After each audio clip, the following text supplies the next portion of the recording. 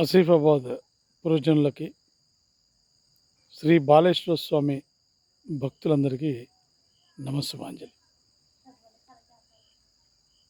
ఇవాళ ఆదివారం, ఇప్పుడు సాయంత్రం 7 అయింది. నేను ఇక్కడ బాలేశ్వర స్వామి దేవస్థానంలో ఉన్నాను. నిజానికి ఎవరు లేరు. ఇవాళ శ్రీధర్ శర్మ కూడా సిద్దిపేట వెళ్ళాడు. పొద్దున్నుంచి ఉన్నాము. ఇక్కడ కార్యక్రమాలు, రిపేర్ కార్యక్రమాలు నడుస్తూ ఉన్నాయి. చాలామంది చాలా రకాలుగా ఈ దేవాలయంలో సేవ చేస్తూనే ఉన్నారు. చేయడం వల్ల ఇవాళ మనం ఈ దేవాలయాన్ని, ఈ రకంగా అనాది సిద్ధమైన దేవాలయాన్ని మనం పరిరక్షించుకుంటున్నాం. కానీ చేయాల్సిన పనులు చాలా ఉన్నాయి.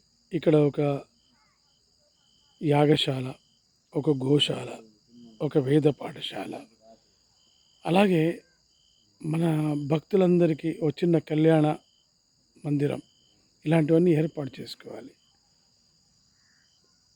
దేవాలయాన్ని, అనాది సిద్ధమైన బాలేశ్వర స్వామి దేవాలయాన్ని పరిరక్షించుకోవడానికి అందరూ తమ వంతుగా కృషి చేయాలి, ప్రయత్నం చేయాలి. ఇది మనందరిది. ఇది ఎవరిదో ఒకళ్ళది కాదు, లేదా ఒక కులానికో మతానికో చెందింది కాదు. ఇది మనది, అందరిది.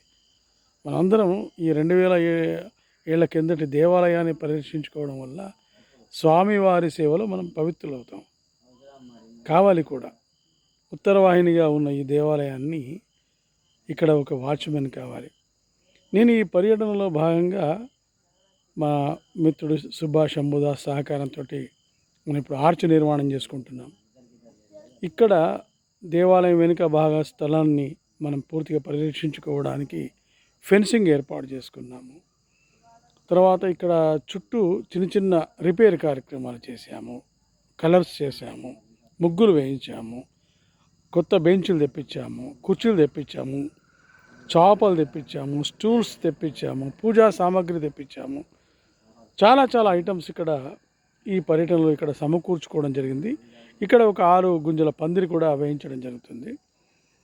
ఆ పందిరి కింద ఒక 30 మంది కూర్చొని చిన్న కార్యక్రమాన్ని మనం చేసుకోవచ్చు. ఎలాంటి కార్యక్రమమైనా చేసుకోవచ్చు. దానికి కూడా ఏర్పాట్లు మనం చేసుకోబోతున్నాం. అయితే ముఖ్యంగా ఇక్కడ పని మనిషి కూడా లేకుండే ఒక పని మనిషిని కూడా అపాయింట్ చేసాం. ఎందుకంటే తెల్లారంగానే వచ్చి ఊడ్చి ముగ్గులు వేసి వెళుతున్నది ఆ పని మనిషి. గత చాలా కాలంగా పని మనిషి లేకపోవడం వల్ల ముగ్గు లేదు, తెల్లారంగా చల్లేవాళ్ళు లేరు. అది శ్రీధరే చేసుకుంటున్నాడు పాపం. ఇప్పుడు ఇక్కడ ఒక వాచ్మెన్ని కూడా మనం ఏర్పాటు చేసుకుంటే, ఒక కుటుంబాన్ని ఇక్కడ మనం ఉంచితే, ఇక్కడ ఈ దేవాలయానికి చాలా సెక్యూరిటీ ఉంటుంది. ఎందుకంటే ఎవరు పడితే వాళ్ళు సాయంత్రాలు కూడా వస్తున్నారు, ప్రైవసీ ఉంది కాబట్టి వాళ్లకు. కాబట్టి మనం కొంచెం పెద్దవాళ్ళందరూ ఈ ఊరిలో, మన ఆసిఫాబాద్లో ఉన్న వాళ్ళు అందరూ పూనుకొని దయచేసి ఒక మంచి కమిటీ వేసుకొని, ఆ కమిటీ ద్వారా కార్యక్రమాలు పరిరక్షిస్తూ, మేము ఎక్కడో హైదరాబాద్లో ఉంటాం, వచ్చాం, ఏదో చిన్న కార్యక్రమాలు చేసాం, మాకు తోచిన రిపేర్లు చేయిస్తున్నాము, మేము వెళుతున్నాము. కానీ ఇక్కడ ఎవరో ఒకళ్ళు చూసుకొని దీన్ని రక్షించుకునే వాళ్ళు కావాలి, దీని మీద శ్రద్ధ పెట్టే వాళ్ళు కావాలి. మనకు దాతలు కూడా చాలామంది ఉన్నారు, వస్తున్నారు ముందుకు. వాళ్ళందరి దానగుణం వల్ల కూడా కార్యక్రమాలు నడుస్తున్నాయి. ప్రతి నెల మాస శివరాత్రి రోజు ఇక్కడ యాగశాల మనం కట్టుకుంటే అందులో రుద్రహోమం కూడా రెగ్యులర్గా చేసుకోవచ్చు, సామూహిక సత్యనారాయణ వ్రతాలు చేసుకోవచ్చు. ఇలాంటి కార్యక్రమాలు మనం చేయాలంటే కొంచెం దయచేసి మీరు మీ విలువైన సూచనలు శ్రద్ధగా ఇవ్వాలని, ఈ గుడికి ఏం చేస్తే బాగుంటుందో మీరు మొహమాట పడకుండా మనం అందరం ఏది మీరు అనుకుంటున్నారో దాన్ని ఇంప్లిమెంట్ చేయండి, దాన్ని ముందుకు రండి. కమిటీ వేసుకుంటే ఆ కమిటీ ఆధ్వర్యంలో మనం అందరం నడుద్దాము. మేము కూడా కమిటీకి మా వంతుగా ఎంత కావాలంటే సహకరిస్తాము. శ్రీ బాలేశ్వర సేవా పరిషత్ హైదరాబాద్ తరఫున మీ అందరికీ కూడా గత పర్యటనలో మన పెద్దవాగు బాగలేకపోవడం వల్ల దాన్ని కూడా కొంచెం ఇచ్చేయడం జరిగింది. అంటే అక్కడ క్లీనింగ్ వర్క్లు అవి ఇవి చేయించడం జరిగింది. అక్కడ ఒక స్నాన ఘాట్ నిర్మించడం జరిగింది.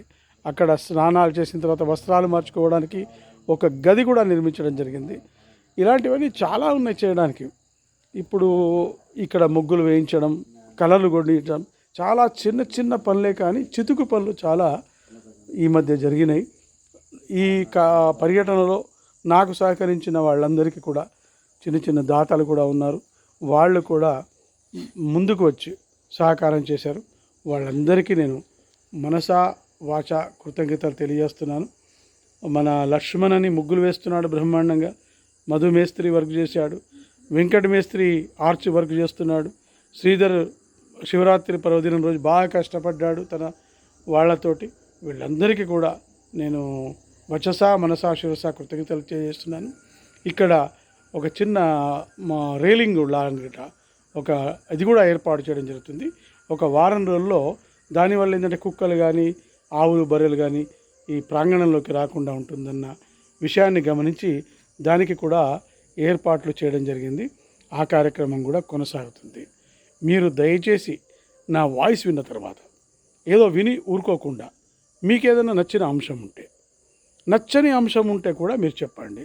దయచేసి ఇన్నాళ్ళు మనం చూసాం ఏదో జరుగుతుంది చాలా జరుగుతున్నది, కానీ ఇంకా జరగాల్సింది చాలా ఉంది. ఈ ప్రసిద్ధమైన పుణ్యక్షేత్రాన్ని దర్శనీయ స్థలంగా మనం మార్చుకుందాం. మీ అందరి సహకారం ఎంతో కొంత ఎవరికి తోచినంత వాళ్ళు చేయాల్సిందిగా మనవి. Thank you very much. One and all. నమస్సుమాంజలి.